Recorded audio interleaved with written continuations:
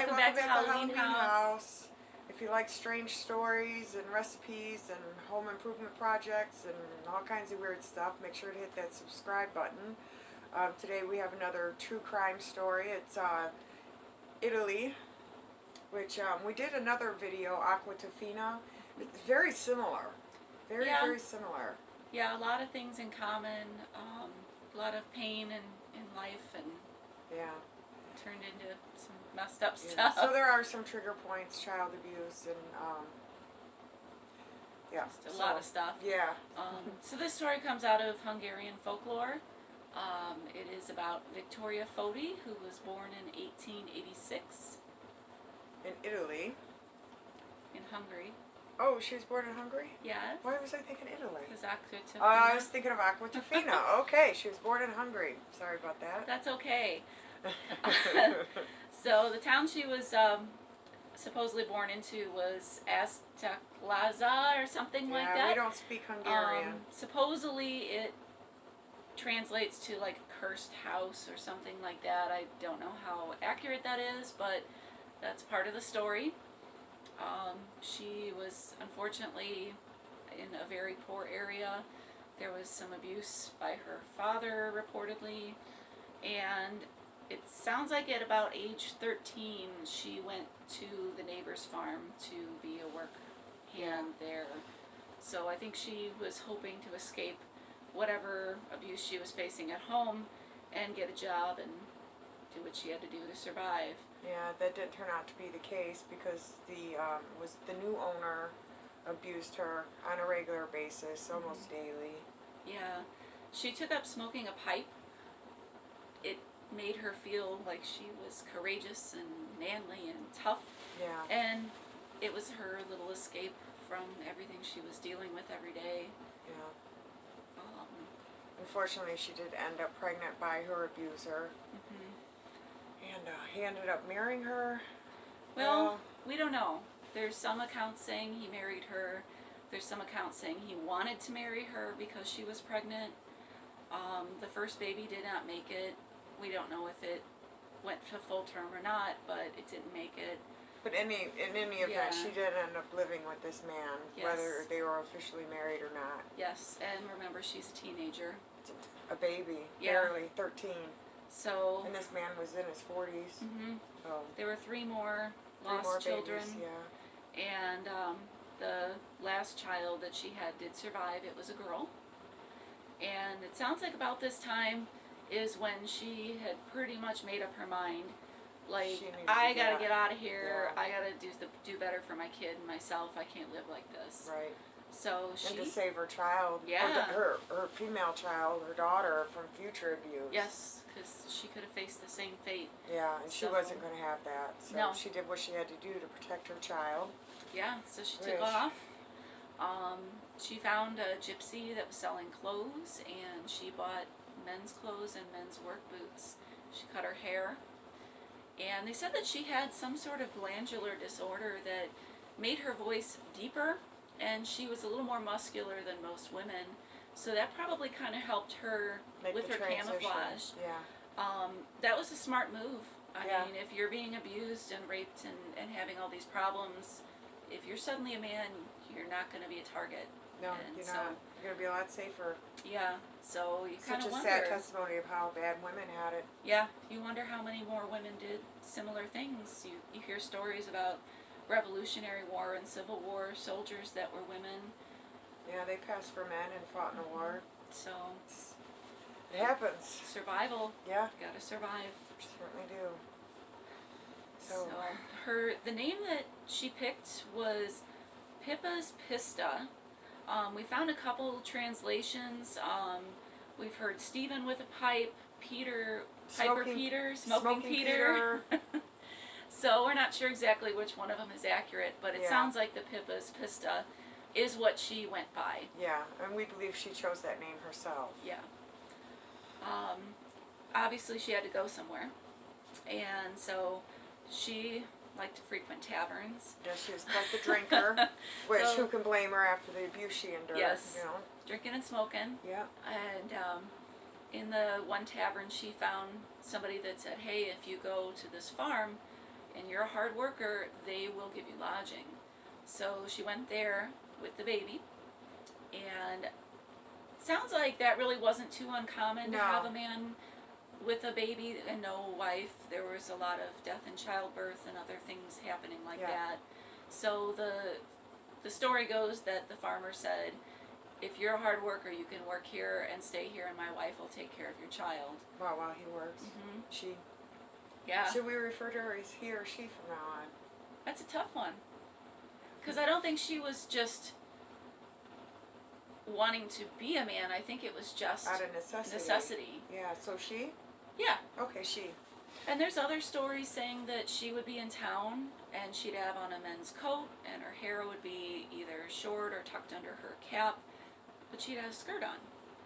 So I'm sure that raised a lot of Yeah. eyebrows because that was not something that you would see anywhere. Yeah. But she survived, and they said she was extremely tough, that Yeah. she could knock you out, and she had to be if she was working on the farm, slaughtering animals, you know, doing all this farm work. That was not easy No, work. It it still isn't wasn't. easy work. And another way she hid her secret was when the men workers would go and bathe in the nearby river or stream or whatever, she would never bathe with them. She would always go to town, and when she came back, she was would clean. be clean and new work clothes, but she would never bathe with the her fellow male workers. Yes. Another thing we kind of thought was interesting was the animal work and farm work. Yeah. Kind of thinking about Belganis. Yeah, because she was a hog These slaughterer big as tough well. women that Yeah. they did all this stuff on the farm that we couldn't even imagine Yeah, today. I couldn't do it. but I couldn't survive. No. It probably helped desensitize a little bit of I'd what they did. end up being friends with all the hogs. They wouldn't slaughter them. I'd be like, hey, you got a pig friend. No. I wouldn't survive. Yes. So that was something a little interesting that we kind of found. Mm-hmm. Sounds like she wouldn't hang out with the guys in the bar. No, she wouldn't. She would more so find their wives wherever they hung out, and she would hang out with them. And that kind of raised some red flags too, because then the men were kind of getting angry because yeah, what's this guy doing hanging out with Yeah. my wife? yeah, he thought he was quite the ladies' man, not knowing that she's actually a lady. And Yeah, and you wonder if those women knew. yeah, I don't know. Maybe they just sensed that they would be safe, and this wasn't the typical guy. Yeah, I don't know.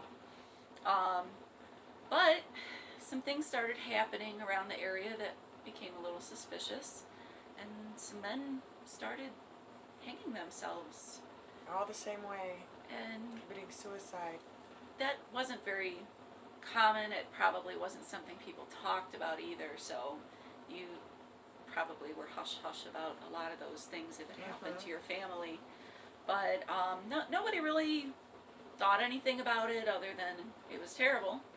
But at some point, somebody went to the cops and said they thought that Pippa had done this. That somehow she was involved in this, that Yeah. it wasn't a suicide.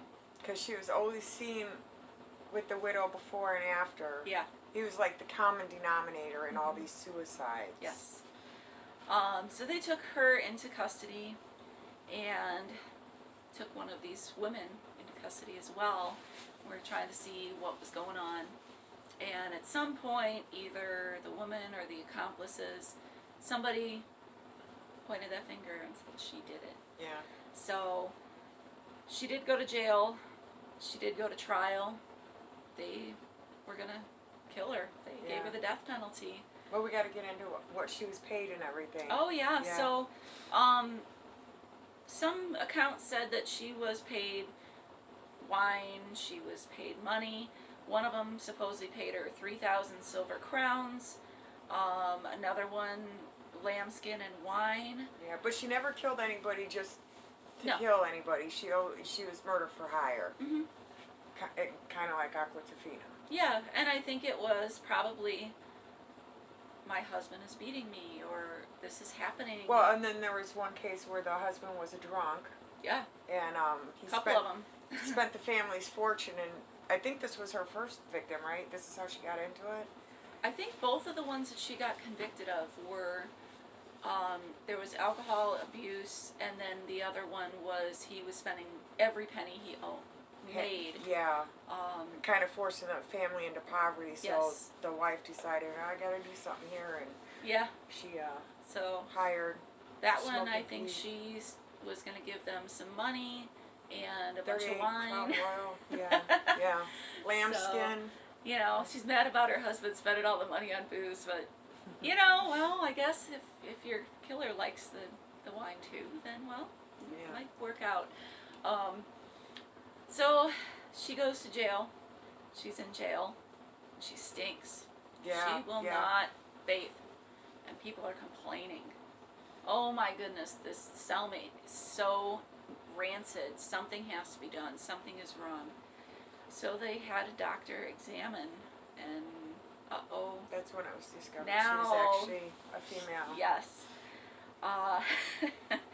There is a rumor that they brought the former husband, baby daddy, whatever he was. The one that abused her and got her pregnant. Yeah, there was a rumor that they brought him to the jail because he couldn't believe that it could possibly be her because she was too beautiful to be a man. Yeah. And I guess he had said, "Oh no, that's not her." And then- she shouted at him that he was an accursed old devil and he was the cause of everything that went wrong in her life and why she was there at that point. So at that point, it was pretty clear this was Yes. Victoria. So it sounds like then the trial kind of became a circus, Yeah. which it would because this doesn't happen. Women Yeah. don't do this. And she did get sentenced to death, but very shortly after the sentence, thankfully, Governor or Regent Miklos Horthy did give her reprieve and change the sentence to life imprisonment. She was in prison for about 7 years and passed away from some sort of lung issue, possibly emphysema. She Obviously, started smoking a pipe at Yeah. 13, so so in 1940 she passed away, but quite the story. yeah. So she was convicted in 2 murders. She was suspected in 18. There were 5 that had evidence that pointed to her, and there were 12 that she was suspected of. So she could have Yeah, had she a had- lot. She had quite a body count, unfortunately. And again, it was probably survival. Yeah. I mean, you're dressed as a man to survive. You have a child, and you like to drink, and you like to smoke, so you got to pay for those habits too. So all these little extracurricular activities Yeah. could have really helped her. Not to mention the rage she must have had. I'm sure Yes. that some of these murders were because of the abuse that she suffered. And we're not making excuses for her. No. But there's nothing wrong with feeling sorry for someone that was forced to grow up that way. It's sad. Yeah. There is a statue of her in a town in Hungary that you can visit. And I don't know if there's any other stories out there about her, but we just thought it was Really pretty interesting. fascinating story.